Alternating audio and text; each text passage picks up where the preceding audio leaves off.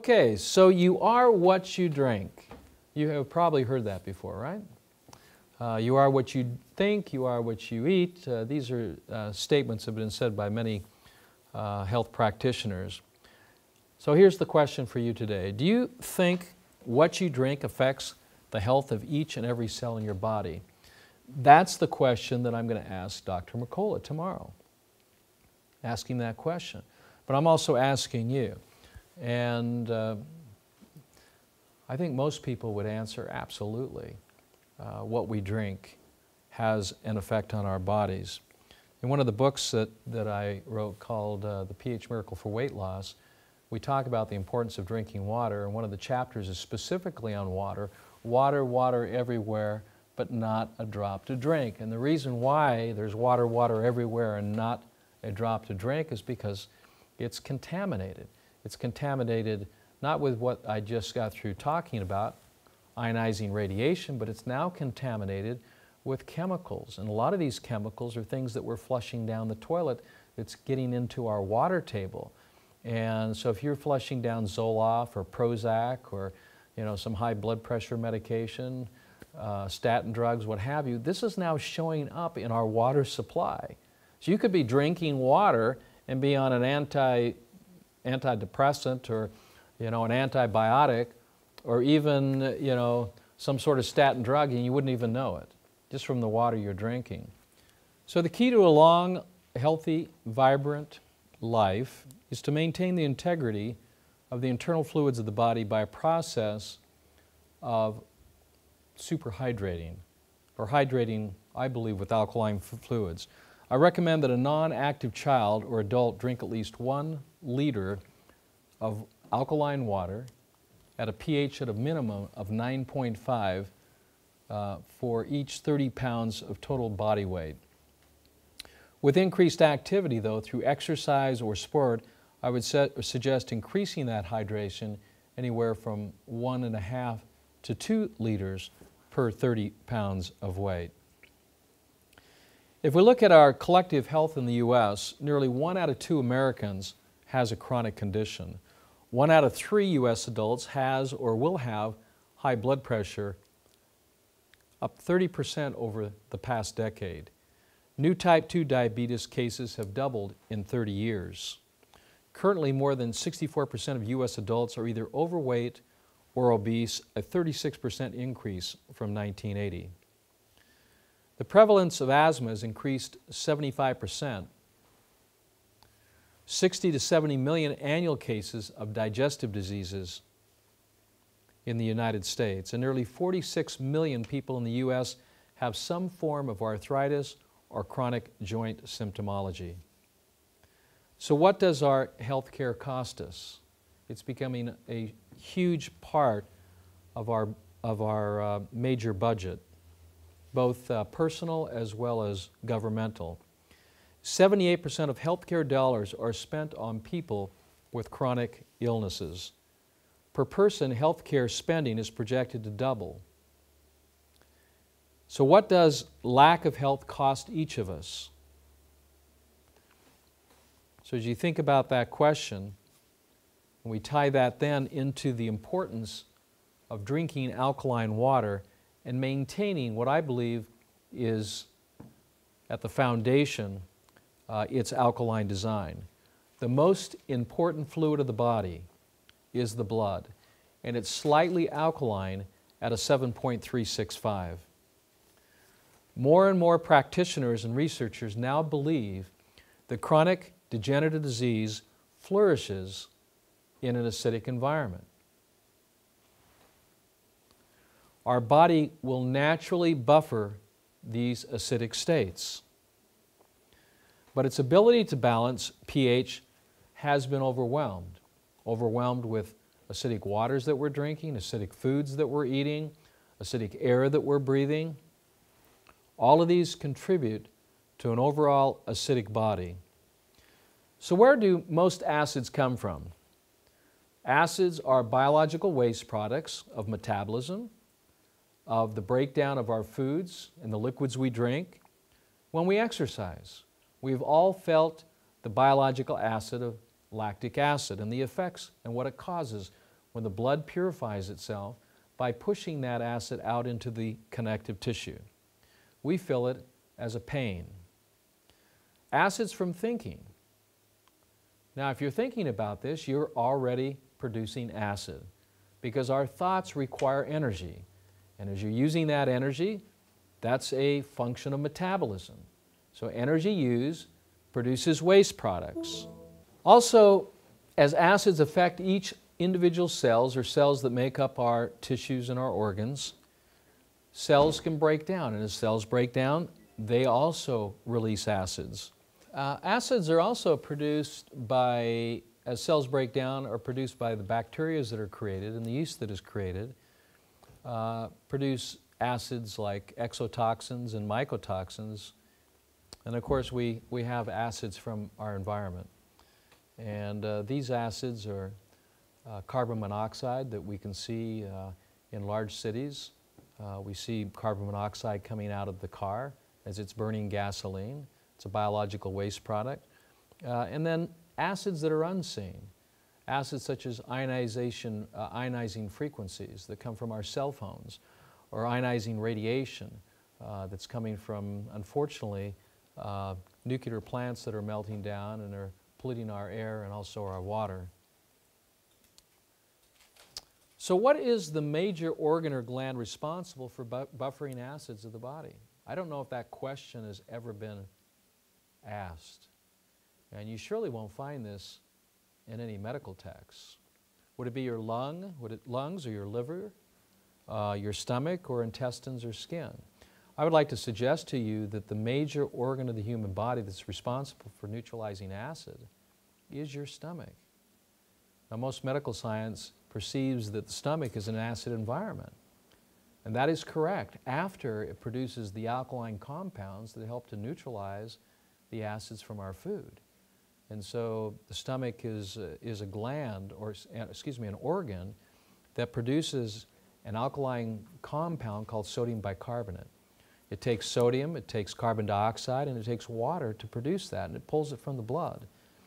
If our tissues need alkalinity, it's the stomach that starts creating that sodium bicarbonate to pull into the blood and tissues. What you end up with is a belly full of hydrochloric acid, and this is what causes ad nauseum. Nausea, which is not described in any medical text as it pertains to its pathological origins, is simply the body's need for more alkalinity. And what a better way to increase alkalinity than with the fluids that you're drinking, especially pure ionized or alkalized water. So the stomach is the correct answer. Can our bodies still handle this imbalance? We have turned an evolutionary corner. We simply do not handle acidic wastes the way we used to. This is Dr. Linda Frassetto, who I've worked with on occasion with several clients as it pertains to overacidity. And her research has shown that the sheer volume of acid waste our body has to handle has forced us to take drastic war-style action to preserve its strategic buffering reserves. And what are those buffering reserves? The sodium bicarbonate, the alkalinity that the body uses as the first defense on any acid. Of course, these reserves in the kidney and the liver are major essential detoxifying organs. The process of overacidification is really reflected in a foundational theory that there's only one sickness and one disease. Now, I know we have different names for illness and disease, but their origins are all the same.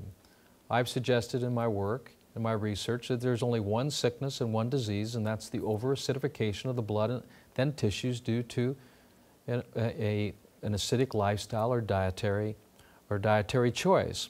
When we begin to live an acidic life, the first symptom of overacidity, where the body does not have the ability to neutralize that acid, or our channels of elimination have been blocked, which are urination, perspiration, defecation, and respiration. If acids are not eliminated, the body tries the best it can, and it uses its energy reserves to remove these acids, and we start losing energy and we become enervated. We seem to be tired all the time. The second stage of acidosis is sensitivities or irritation. Allergies is a perfect example of this. Allergy is a sensitivity to some acidic toxin, either environmental or it could be food-based too as well. The body tries to deal with it. It tries to buffer it, and then it tries to eliminate it. If the body doesn't have ample alkaline reserves to neutralize the environmental acid or the digestive acid, it of course expresses itself as an irritation. The third stage of acidosis is catarrh. Catarrh is when the body uses its alkaline reserves to buffer the acid, regardless of where it's from, and it forms a sticky mass of mucus. Mucus is then the body's way of neutralizing a very toxic substance so it doesn't permeate other healthy cells and damage them. Inflammation is fourth-stage acidosis. As we become more toxic, as acids build up, the blood tries to maintain its integrity and delicate pH of 7.365. It pushes acids then out into the connective tissue, which is the acid catcher for the blood, in order to preserve the integrity of the blood. As acid is coming from the blood into the tissues, it causes a symptom. That symptom is inflammation. The fifth stage is induration. This is when the body uses alkaline buffers, such as sodium bicarbonate, but others that the body could use, which would be sodium and magnesium, potassium and calcium. The body may pull calcium from the bones in order to buffer acidity, forming acid crystals. It takes then the acid from a liquid state to a solid state, thus preserving the damage since these acids can permeate any cellular membrane and damage them. So induration is the crystallization of acids that build up on the walls of our arteries or build up in our lungs or in our elimination organs that restrict the natural process of eliminating waste products. If our blood cannot flow because of acidic crystal buildup, this can cause an increase in our blood pressure. So the symptomologies of induration would be things like atherosclerotic plaque, hypercholesterolemia, high cholesterol, and even hypertension, where the blood pressure, the systolic rate, and the diastolic rate goes up. Even your pulse rate will go up. The sixth stage is ulceration. This is when our buffers have been depleted and the acids begin to deteriorate the tissues, causing even internal bleeding. The seventh stage then is the final stage of acidosis, and really the expression, the culmination of all sickness and disease, and that is degeneration. When tissue begins to degenerate, it becomes very, very difficult to repair that. Degenerative tissue, if not eliminated, the body will encapsulate that using a clotting mechanism, forming a clot, and we end up with clots in our body. Some acid is bound by fat. It's a major cause of obesity, is the body retaining fat as a protective mechanism in order to buffer acids that are not being properly eliminated through the 4 channels of elimination. So the expression of disease, may I suggest, is the body trying to preserve itself. We might even say that disease is an illusion. The disease in of itself is not the condition that we need to address, but the symptom of what is being expressed from an overacidic lifestyle and diet.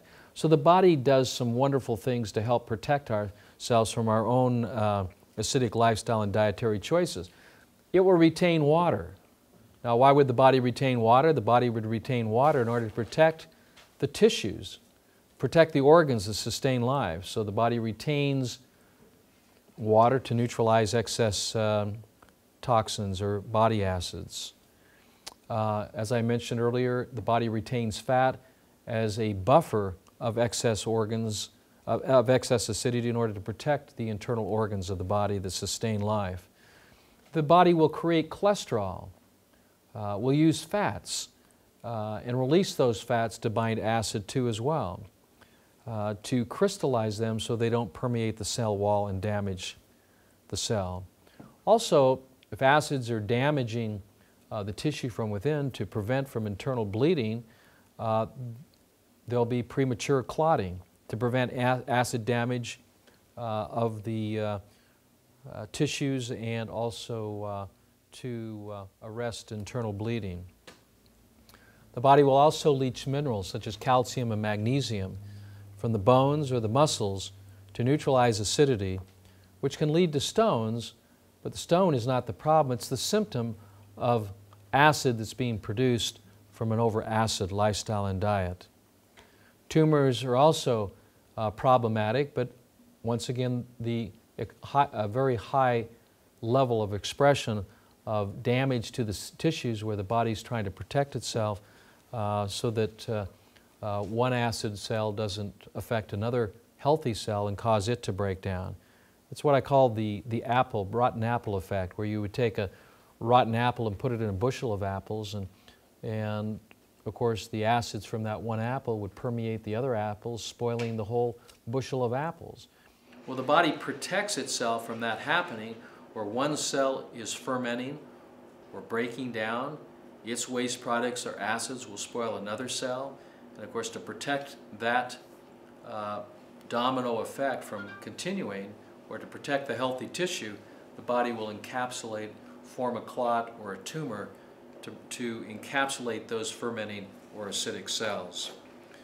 The body will also remove acids out through the skin if they're not properly being removed through urination, defecation, or respiration. When this happens, strong acids can burn the skin, causing all sorts of blemishes and imperfections to the skin. The body does this all in an effort to maintain its delicate pH balance of the internal fluids at 7.365. So how important is drinking alkaline water? Dr. Atkins said this, and I quote, "The cells and fluids in most people's bodies are overly acidic. This can cause a lot of health problems.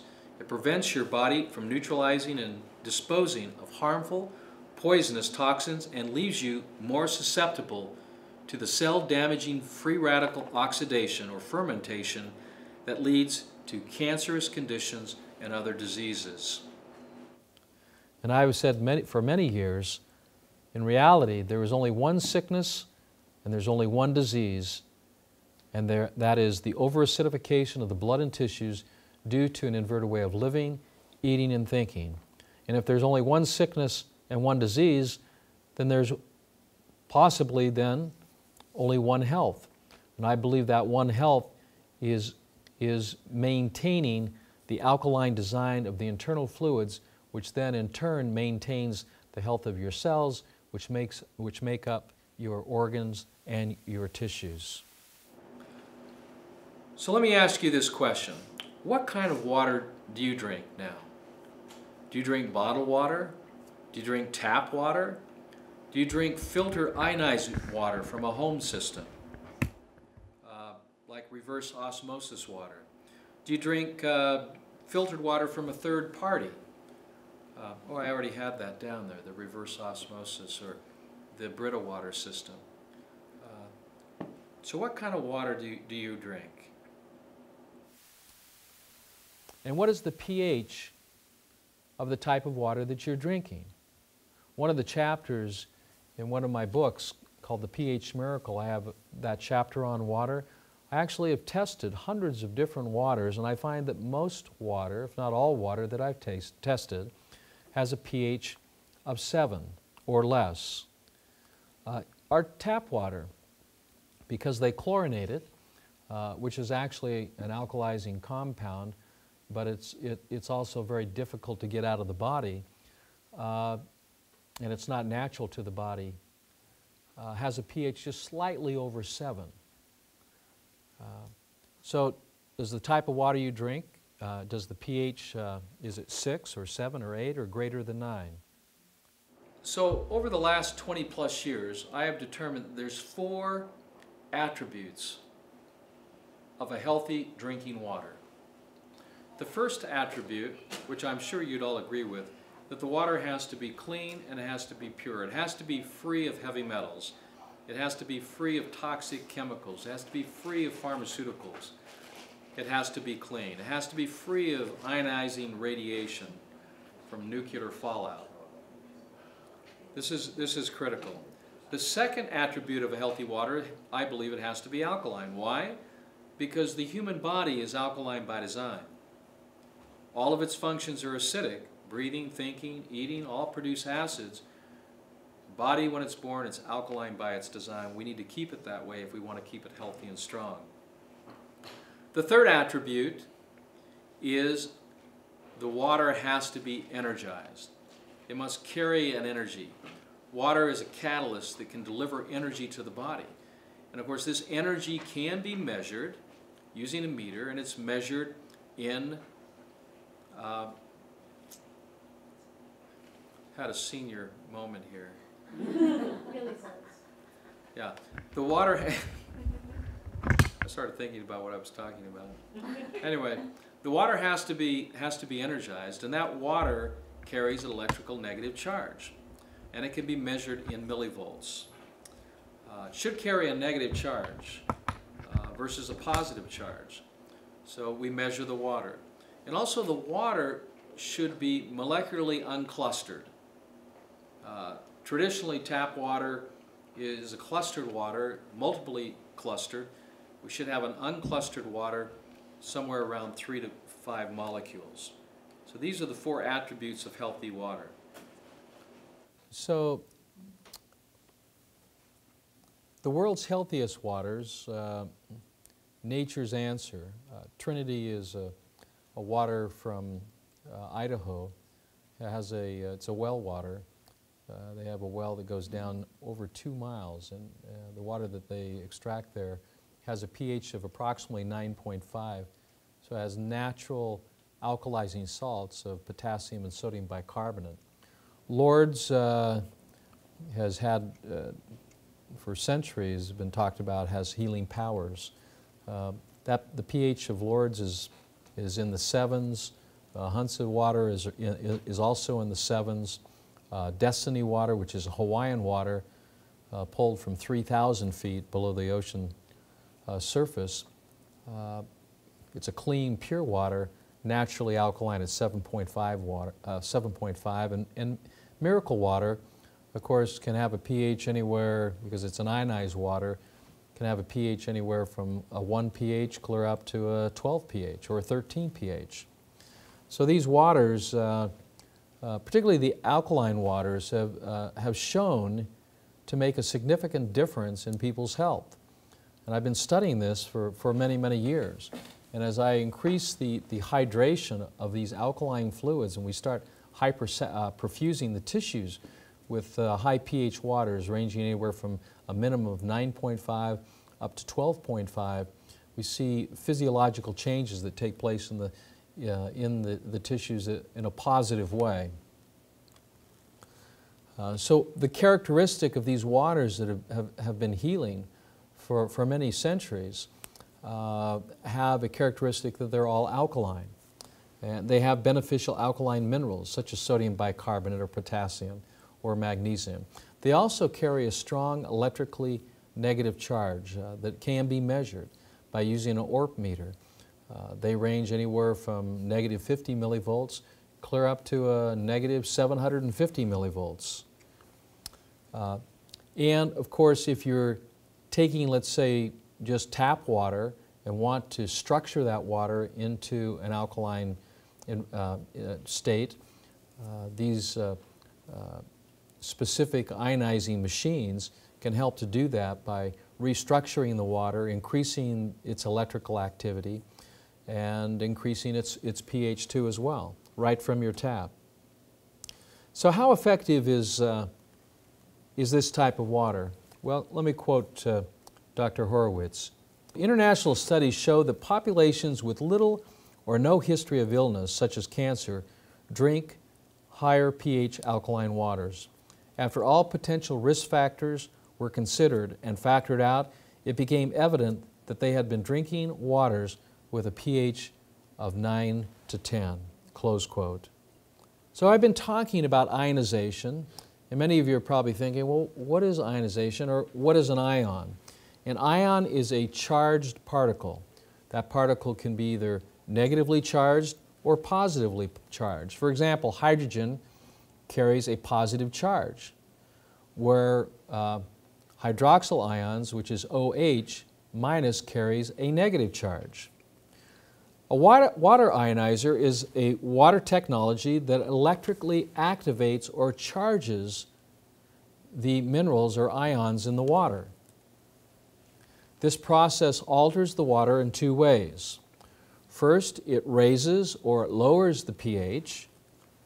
Second, it alters the electrical properties by either increasing electrical activity in the forms of a saturation of electrons, or it decreases electrical activity by increasing the saturation of protons in the water.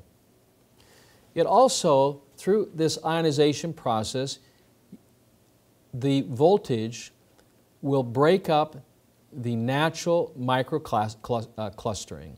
So the water, as it breaks down, will be smaller in its structure. So rather than, let's say, having 20 molecules per cluster, you would have maybe 3 to 5 molecules per cluster. Well, what does that do when we break down these larger clusters of water? One, it increases the surface area, and two, by increasing surface area, it increases surface charge. And this is how the pH then goes up, and also the electrical activity of the water goes up.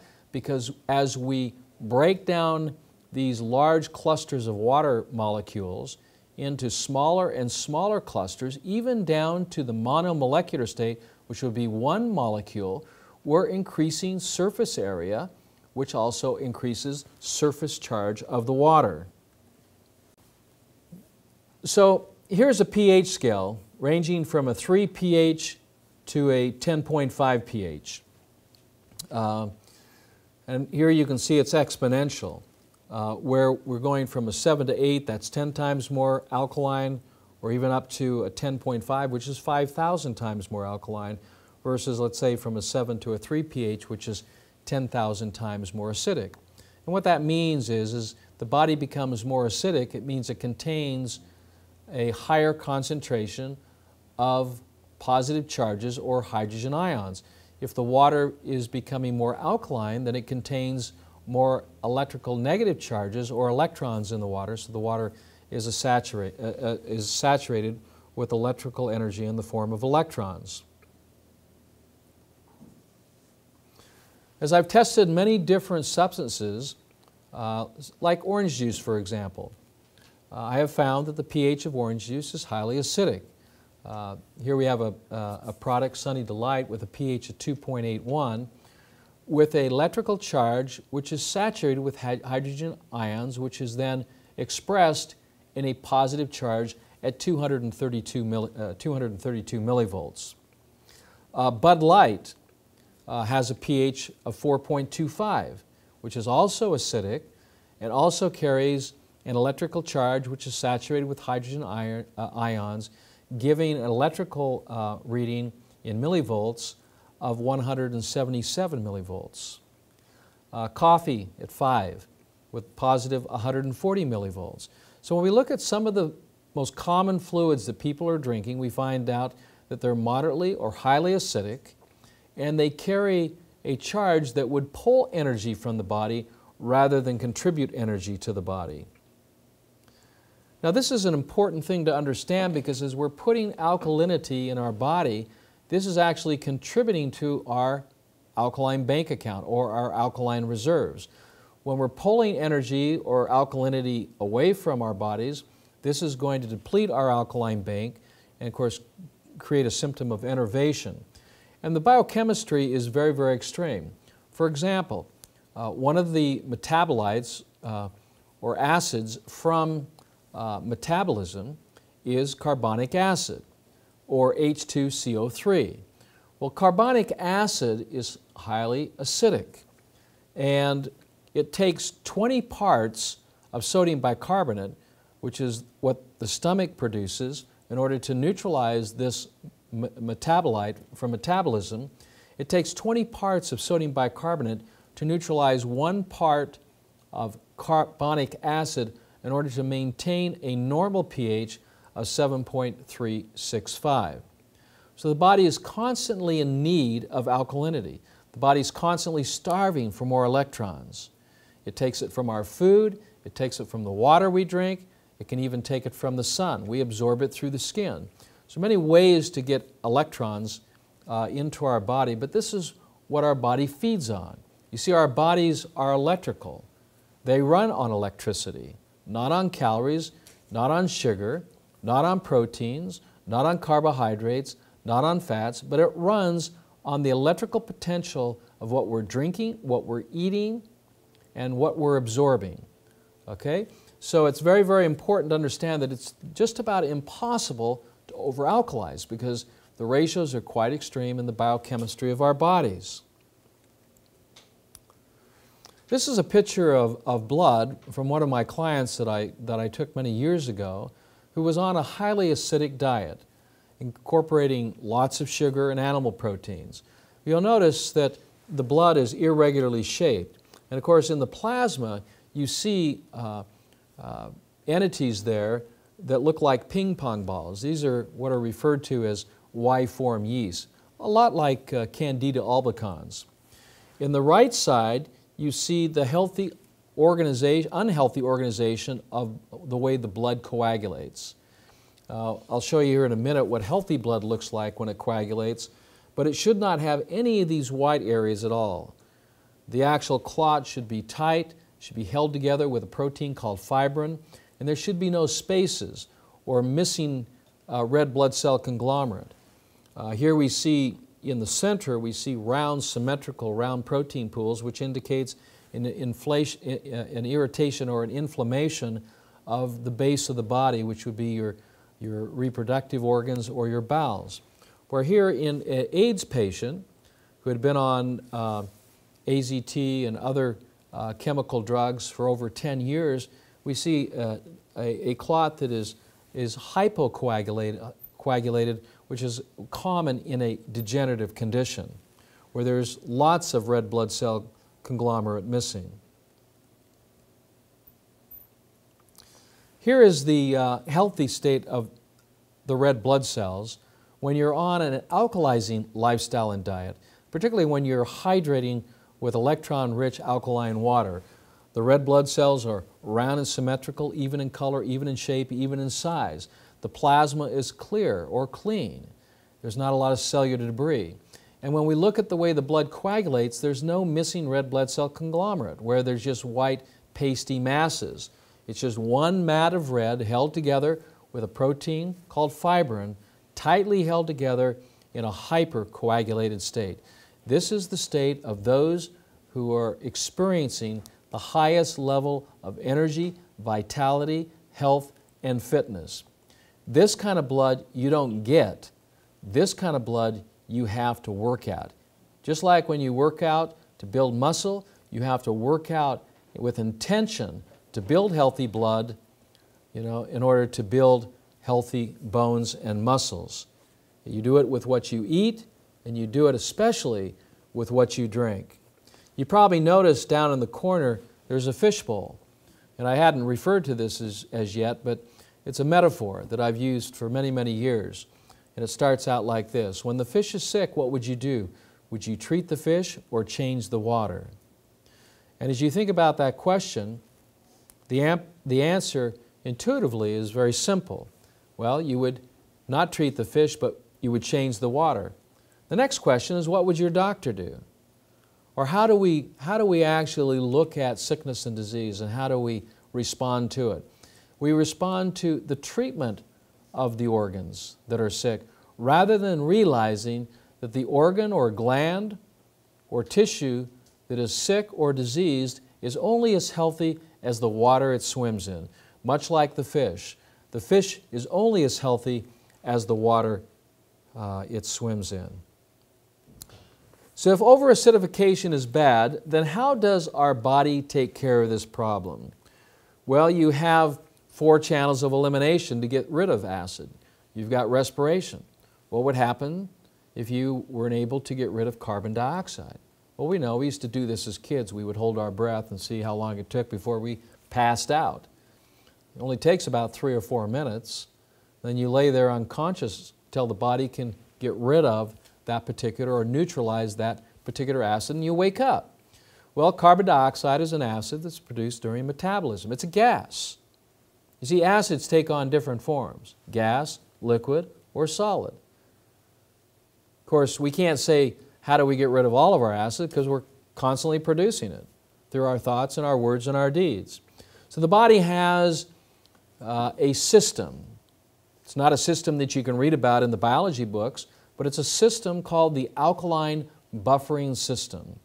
And the alkaline buffering system starts with the stomach. The stomach is the major organ that produces the alkalinity the body needs in order to neutralize the acids it produces through metabolism. That particular alkaline compound is called sodium bicarbonate. So it begins with the stomach.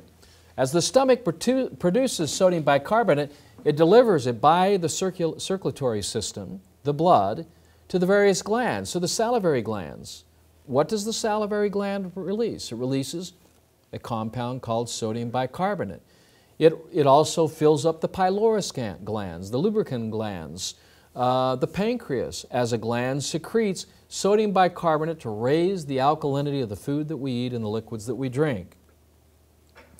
Well, our body becomes overwhelmed with acid from lifestyle and dietary choices. If we smoke tobacco, if we chew tobacco, if we take pharmaceutical or recreational drugs, if we're drinking acidic water, if we're not exercising and removing acids through the pores of our skin, acids build up. So what we eat, what we drink, and even our thoughts can create an overacidic body, overwhelming our body systems. And we go into what I call the alkaline buffering deficit. Now, where we're in an alkaline buffering deficit, what do we experience? We experience the 7 stages of acidosis. We experience enervation, irritation, sensitivities, catarrh or mucus buildup, inflammation, induration, ulceration, and unfortunately, we're seeing this more and more and more. We're seeing degeneration. This is the effect of a buffering deficit. Anyone who is sick or tired has been in a buffering deficit, an alkaline buffering deficit, for months and for years. So the buffering effect is where the body starts responding to these acids. It starts neutralizing, as I gave you an example earlier, the body will actually the stomach will produce the sodium bicarbonate, pull that into the blood to neutralize metabolic acids, and you end up with hydrochloric acid in the stomach, which is a waste product of sodium bicarbonate production. Do we need hydrochloric acid in the stomach? Absolutely not. You see, the stomach is not an organ of digestion. The stomach is an organ of contribution. Its main contribution is to manage the alkaline design of the human body. It's not to digest food. In fact, you only have one instrument that digests food, and that's your teeth. If you don't liquefy the food with your teeth in your mouth, then it goes into the stomach and out into the small and large intestine partially undigested. So it's very, very important. If you don't have the energy to chew, then buy a blender, blend it. Buy a juicer, juice it. But get it into a state that the body can utilize the energy and life force of that particular food. When we're looking at the small intestine, and we realize that food has to be in a liquefied state, but on top of that, it has to be in an alkaline state. That liquid has a pH, ideally, of 8.4. So it's very, very important that we help support the alkaline design of the body and the liquid and keeping those fluids liquid by adding alkaline water. And so which is very, very strange for most health practitioners to actually recommend drinking alkaline water when you're eating. Because what we've been told is now in opposition, or actually the reverse of what we should have been told and need to understand. And that is that Here again, when we drink with our meals, we neutralize the acids of the stomach as the stomach is secreting alkalinity of the food to prepare it for biological transformation in the crypts of the small intestine. It is in the crypts of the small intestine, this liquefied food at a pH at 8.4, that you've helped to support by drinking alkaline water. You can then transform this food into embryonic cells that become the erythroblast in our new blood that travels through our circulatory system to become the new body cells. It all begins in the crypts of the small intestine. This is one of the reasons why I don't recommend eating foods that do not digest. They don't break down. Well, what foods would those be? Well, that would be beef, chicken, pork, and fish. They do not completely liquefy. So if you're going to eat any of these types of foods, you need to put them in a blender and juice them. You've got to get them into a liquefied state, because if chicken goes into the small intestine partially undigested, it falls into the crypts of the small intestine, ferments, rots, and destroys the root system of your body. And then what happens then is you stop producing healthy blood. And when you stop producing healthy blood, you cannot produce healthy body cells. This is probably the most important critical point that I can mention and why I recommend drinking alkaline water. It is so critically important that we keep the fluids of our body alkaline from the mouth to the stomach, and especially in the small intestine. Scientists now believe that acids, or free radicals, are causal factors in nearly every known disease. A free radical is an oxygen missing an electron. Actually, there's a lot of misunderstanding here. Free radicals, very simply, are acids. They're ferments. And they're acids, or caused by oxidation, fermentation. Oxidation or fermentation in our body is what weakens and destroys our tissues, particularly our connective tissues and our muscles, even our bones. An antioxidant is in reality an antacid, something that reduces oxidation. Anything that reduces oxidation is an alkaline buffer. Anything that's going to alkalize or neutralize these acids is only going to help maintain the alkaline design of the body.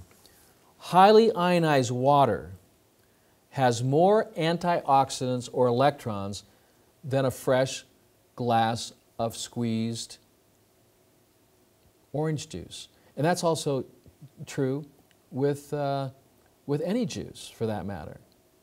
See, because when you test anything that's let's say wheatgrass, for example, wheatgrass will have a pH of between 6 to 6.5. So it is saturated in more hydrogen ions than what the body actually needs. So it's actually has value there in its chlorophyll, and it's very beneficial in building the blood. And we're not drinking wheatgrass to alkalize the body, we're drinking wheatgrass to build blood. But it's very critical that we add alkaline water to whatever juices that we're drinking to raise its alkalinity so it's saturated in electrons. There we help to maintain the alkaline fluids of the body. Well, orange juice has a pH of between 2.5 and 3, highly acidic, versus what we should be drinking, which is 9.5. If we look at this exponentially, we're talking about between orange juice to water, something that's 10 million times more acidic than this alkaline water that I'm talking about. So orange juice, because of its high concentration of protons, its high concentrations of acids in the forms of sugars, will actually paralyze the immune system for 3 to 5 hours. It will intoxicate it like alcohol and shut it down from its biological purposes to swim through the fluids of the body to maintain purity and cleanliness. So the antioxidant potential of any fluids can be measured using an oxidative reduction meter. That's what this is. It has a probe. And in this probe, we can then put this in water,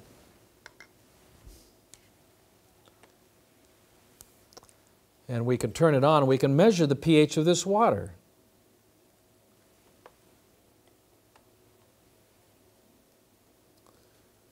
And we can also measure the electrical potential of the water.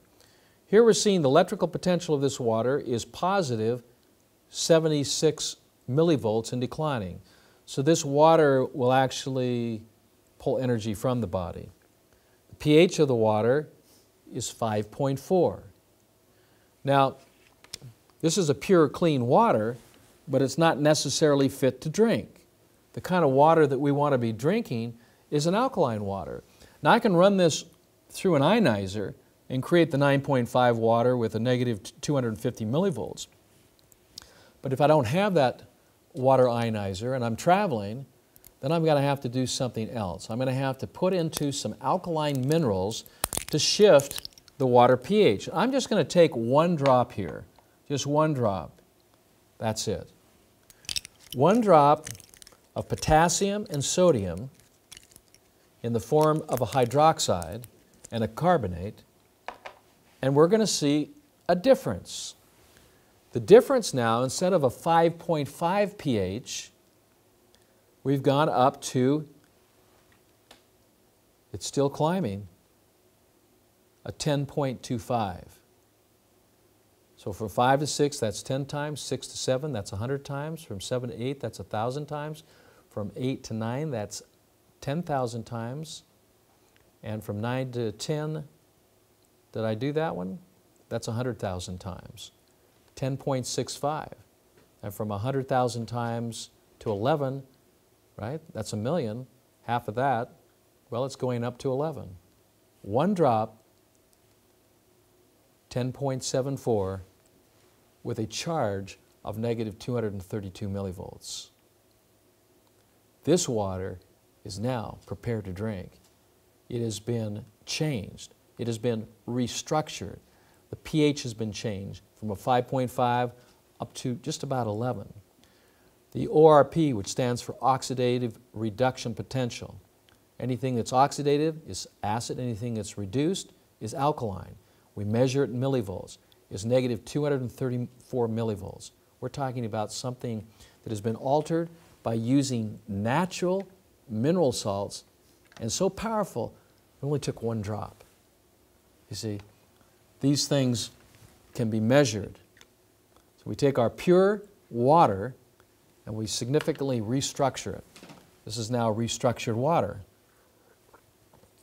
It is great to drink. That's the kind of water that will put energy back into the body. That's the kind of water that will bring up the reserves of your alkaline buffers if you're in an alkaline buffer deficit. So the negative reading refers to a reduction of fermentation or acids, and a positive reading suggesting an increase of oxidation or fermentation or acid. Dr. Batman said this: "You are not sick, you are thirsty." The brain is 80 to 85% water. The kidneys are 83 to 88% water. The muscles are 73 to 78% water. The blood is 90 to 93% water, and the bones are 13 to 22% water. I find this very, very interesting because at birth, when we're born, we are super hydrated. In fact, we're 90% water. And we look at the breakdown upon a brand new baby, 90% water, 8% fat. That's why they're so soft and cuddly, and so pliable, because they're hydrated. And we're not talking about acid water. They smell sweet and they look sweet because they're totally alkaline. They're literally bathing their cells in a bath of alkalinity. It's when they start going on that acid food that things start changing, and they don't smell sweet anymore. But when you think about the proportions, 90% water, 8% fat, it kind of makes you wonder, how much of that baby is protein? 1% protein. The rest of it is mineral. You say, when you look at it this way, you're going, what happened from, the most growth period of our time, of our existence, from birth to our first year, to where things literally change. We have now accepted as normal 70%. That's abnormal. 90% was normal. We digressed from the 90% to 70%, accept that as normal. At death, you're of course under 70. You're probably closer to 60 to 50%. Dehydration is the #1 cause of death. Because when you're not hydrated, you don't have the fluids to push out these acids that are constantly being produced. You don't have the conductivity with the sodium ions for energy to flow. You've got to be in the flow. To be in the flow, you have to be super hydrating. So it's very, very important that we're hydrating our bodies, but at the same time, when we're hydrating, we're using the proper alkaline water. So I came up with this whole new then paradigm shift from the 4 food groups. Rather than them focusing on protein, carbohydrates, and fats, I shifted to the 4 foundational food groups to maintain alkalinity of the fluids of the body and to build blood, which then builds body cells. The 4 food groups have now changed to what I call the C.O.W.S plan. The C.O.W.S plan is an acronym that stands for chlorophyll, oil, water, and salt.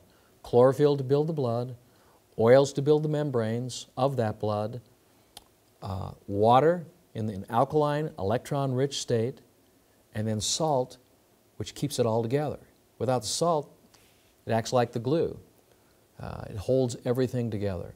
Salt is essential, particularly sodium is essential. It's why our blood is salted with sodium. It's why the ocean is salted with sodium. It's salted because it is the foundational element of which energy is transported. It is salt that keeps us alive, in combination with oxygen and water. So we put all that in as the foundation of our house of health to help manage this teeter-totter of life between the pH balance, the biochemistry of the internal fluids of the body. So what percentage of water were you at birth? I think I already gave you the answer. 70%, 90%, 80%, 75%, or 60%? The answer is 90%. And here's another question to think about.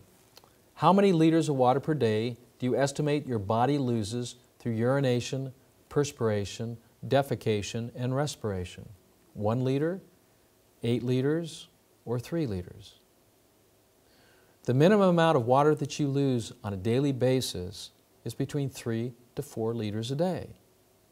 Can you see how easy it is to become dehydrated? It is very, very easy.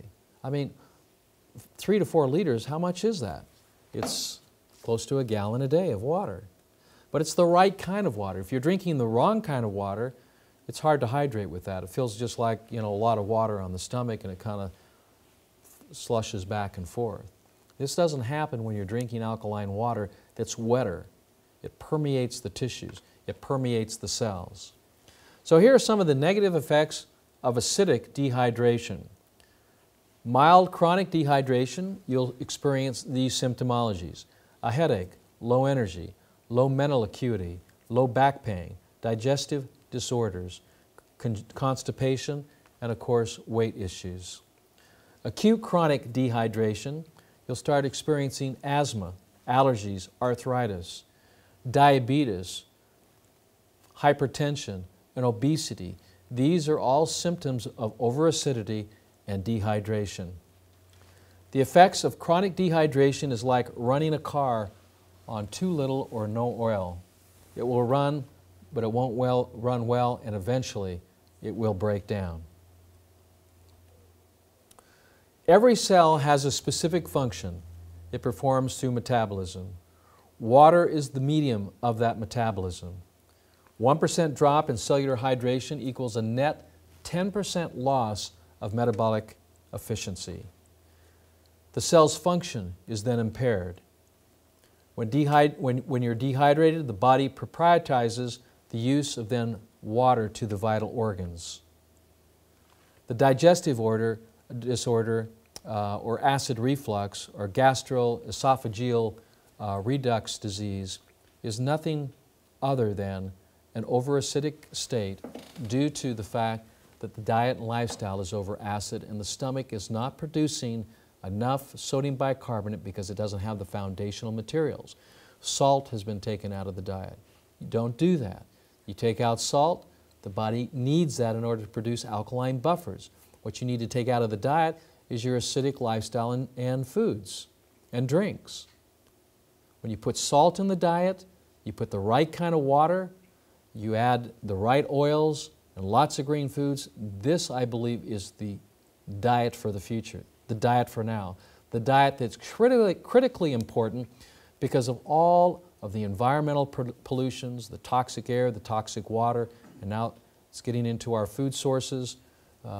We need to protect ourselves with the right kinds of alkaline foods and waters. So how dehydration and acidosis works together. Dehydration, the body uses that to help buffer acidity, and of course that acidity then is eliminated through urination, perspiration, as these acids build up. And of course, I've given you earlier the 7 stages of acidosis. Let me just review those very quickly. The first stage of acidosis is you start losing energy, enervation. The second stage is sensitivities and irritation. Third stage is mucus buildup. Fourth stage is inflammation. Fifth stage is induration. That's the hardening of the arteries, the hardening of the tissues, the connective tissues, the muscles. Cramping. This is induration. Sclerotic plaque, cholesterol crystallization. This is all induration. The sixth level is ulceration, where acids are actually breaking down tissues, causing internal bleeding. And the last one is degeneration, which is the total breakdown of the tissue or the cell in the tissues. This is the last final stage of acidosis. We can protect ourselves by drinking the right kind of water. I would suggest to you that 70 to 80% of the world's population is dehydrated.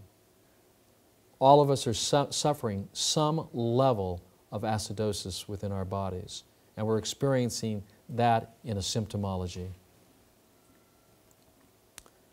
I know that tap water is convenient, but it's not the best water that we should be drinking. Yes, it has a slightly alkaline pH because of some of the chemicals that are put in there, but it has not been properly filtrated and purified from heavy metals, from fluorides, from possibly lead, from chlorine, and also from pharmaceuticals that are now showing up in our waters. So the quality of our tap water is not necessarily, even if we drink it, is going to contribute to better health. As we look at tap water, we see it that typically it's in a 20 to 24 molecule cluster. This water is very heavy, it does not absorb into the tissues, and it kind of slushes back and forth in our stomach and intestines. Through a process of ionization, which is an electrical process, using voltage or power to break these molecules apart, we break them apart in smaller molecular clusters, even down to the monomolecular state. Now, how would we know this? Well, using special meters, as we see an increase in the oxidative reduction potential up over negative 450 millivolts, we now know that we're in a monomolecular state. The microclustering effect and the negative charge is what makes alkalized ionized water different. In fact, up to 6 times more hydrating than other waters that you're going to get from a bottle or from a tap. Here's a more scientific look at molecular clustering, where you actually see the molecules of water stuck together in a cluster, and of course through a process of electricity breaking that cluster out, and then through a plate system attracting the particles or the minerals, the ions, from one side to the other, the positive minerals to one side, the negative charged minerals to another side. So we see things like sodium and chloride and potassium and bicarbonates and calcium, magnesium being taken to one side, which is the alkaline side, and we see the, some of the other elements being taken off to the other side. So when we have acid minerals within the water, they're separated through a plate system as the water flows over it. Through polarity of those particular elements, they're attracted, the positive are attracted to the negative side, and the positive ions are collected and attracted to the positive side. And of course, you get then two flows of water. As the water flows over this plate, you get a acid water and you get a alkaline water. So you have two different sources of water, and both are valuable. I'm going to talk about that in a minute, how you can use not only the alkaline water for hydration of our bodies, but how we can use the acid water too for many purposes as well. So here's your turn now. Do you currently buy your water for any reason? Only when I'm out at events, work, traveling, or restaurants? Yes, for all home use and even when I'm out. Never ever. I don't drink unknown sources of water. Occasionally, only when I'm absolutely have to. Or are you kidding? Why would I pay when I can drink tap water for free? Well, let's look at some of the costs. What do you estimate your personal cost of water consumption is per year? Well, one bottle of water per day at a minimum of $1 per purchase would be $360 a year. 2 5-gallon water jugs per week at approximately $8 per jug is $750. A combination of A and B would be over $1,000, and under $100 was I invested in a pH water filtration system and now only pay for the filters annually. Or the last one would be nil. I drink the free stuff that comes from the water tap. Well, in water that we're from the tap, we're getting chlorination, we're getting fluoride, we're getting radiation, we're getting pharmaceuticals and other contaminants. If contaminants are bad, wouldn't pure water be good then? Pure water that we're buying from the stores is man-made. The healthy natural minerals many times are removed, such as in distilled water. Many of these waters, I've tested them, are highly acidic. They have a large cluster size, so they carry a positive charge, thereby pulling energy from the body. And they're hard to absorb because they're all clustered together. They're not a wetter water. The 7- and 9-stage miracle ionizers that are manufactured and developed through Janssen leaves your water 99.9% contaminant free. And depending on your setting, in a very small clustering of these water molecules, 3 to 5, or in a higher setting in a monomolecular state, giving you clean, healthy, electrically charged, electron-rich ionized water. Alkaline ionizers have been in Asia for over 30 years. Asian cultures tend to be more holistic and proactive in their approach to health. In Japan, 1 out of 5 persons are drinking alkaline water. In Korea, it's 1 in 8. And in the United States, it's approximately 1 in 15,000. If we look at the World Health Organization, or WHO, and their rankings on per capita spending, Japan is number 9, U.S. is number 1. In longevity, Japan is number 1 in longevity. The U.S., of all the industrial countries, is 24. And our health systems, Japan is ranked number 10, and the U.S. is ranked number 37. When we look at alkaline water in in a crystalline state, we see it in a perfect crystal. This work was done by Dr. Emoto. So when we're looking at structured functional water, we're creating 2 waters through ionization using the Janssen water machine.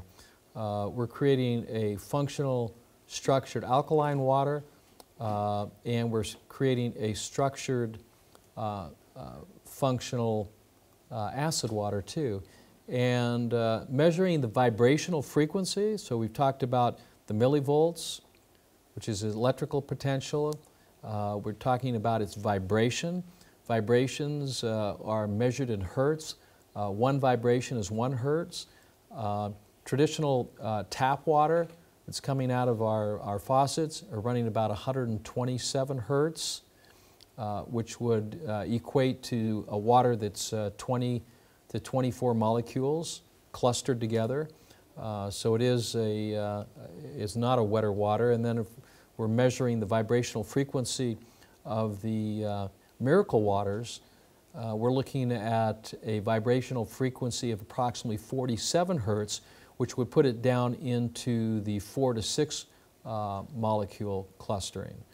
So this water would constitute then something that would be more permeable to the cell membrane, thus a wetter water. So when we're using either of these waters, whether they're our alkaline water or our acidic water, there are functions.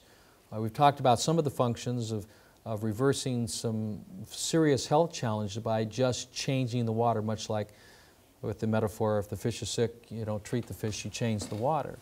So in this case, we're going to be using the alkaline structured functional water at a pH of at least 9.5 at negative 250 millivolts at 47 hertz, which constitutes a wetter water. We're going to be drinking that. We drink that on a daily basis. Even the water that we use for cooking purposes in our preparations, we should also use this alkaline water. On the other side of the equation, where we're getting a structured functional water at a pH of as low as a pH of 2 to 3, we still have microclustering of about 4 to 6 at a hertz at 47. But here now we've got a wetter water, but it's an acid water and doesn't burn. It's not like traditional acid. Acids generally are thought of something that would burn the skin. This type of water will not burn the skin, but it's functional in the sense that when it comes in contact with, let's say, bacteria or yeast, it causes it to transform. It causes it to break down.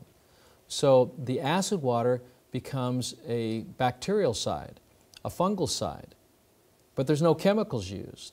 And it's been shown to eradicate, strep and staph and E. coli.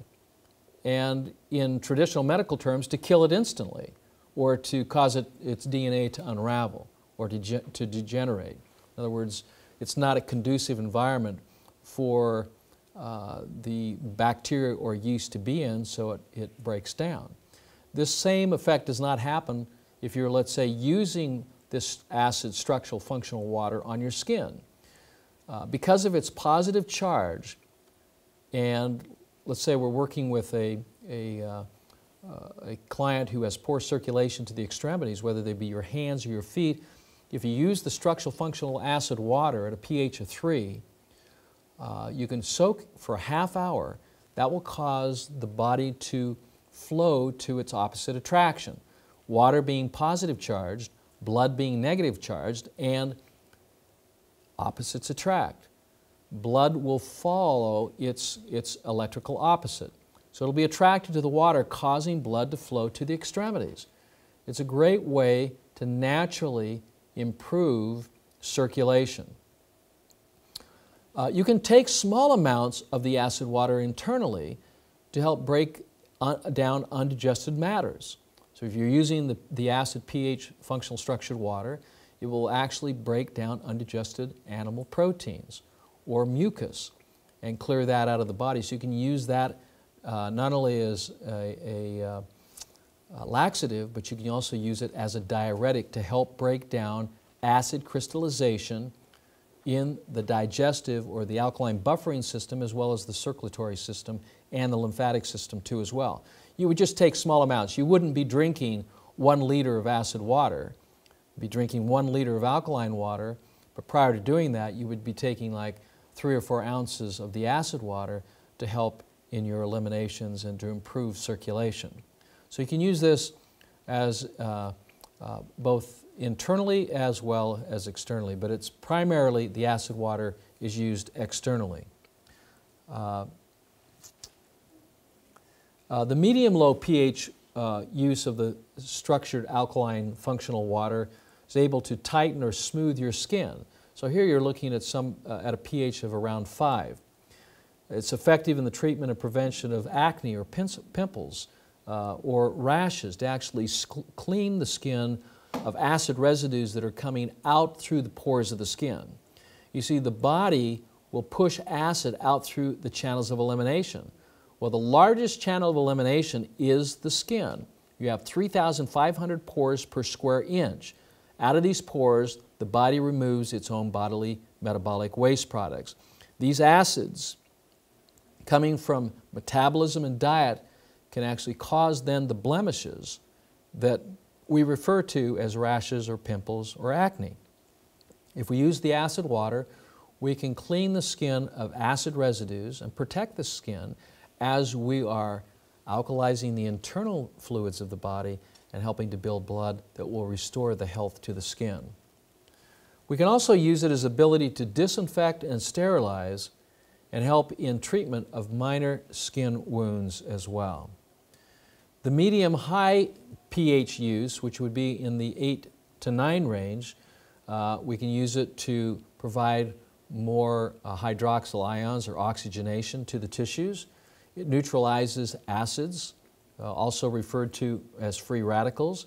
It increases the energy level of your body because you're contributing electrical potential for the mere fact that the water is an alkaline, ionized state that is saturated with electrical energy or electrons. Correcting your body's acid and alkaline balance so that if you have acidic areas of the body, whether they be the stomach or the small intestine, or if it be in other areas of the body, such as in the muscle tissue, you can drink this water, and because it is wetter, it'll help permeate the tissues to neutralize the acids that are causing irritation and inflammation. Because of its monomolecular state, or its in a small clustering, it will also permeate the cell membranes, thus hydrating the cells. And we see this a lot in red blood cell evaluations where we see dehydrated or compressed red blood cells. And when you start drinking the alkaline water, the red blood cells become plump, become more flexible, they become stronger. The alkaline, medium alkaline water helps to reduce many symptoms of aging that come from dehydration and acidic lifestyles and diets, and also acts as a surfactant and a detergent. So you can use the alkaline water to clean your clothes. Or if you have, let's say, some sort of a delicate silk that you want to clean, you can use the alkaline water, soak it in, it will clean and those delicates that you don't want to put in the washer, or you don't want to chemically treat it like such as in dry cleaning. In summary, ionized water from a efficient, well thought out ionization machine manufactured by Chanson that incorporates all the principles of alkalizing and energizing the body, and at the same time, on the other side, using that acid, proton-rich water to help clean the skin or improve circulation. When these technologies are well thought out and used properly with the understanding that the human body is alkaline by design, although it's acidic by function, we can use these waters with the proper direction that will then help in the reversal of some very challenging conditions or symptomologies. We can practice prevention rather than treating disease. We can prevent many of the conditions that we're seeing today.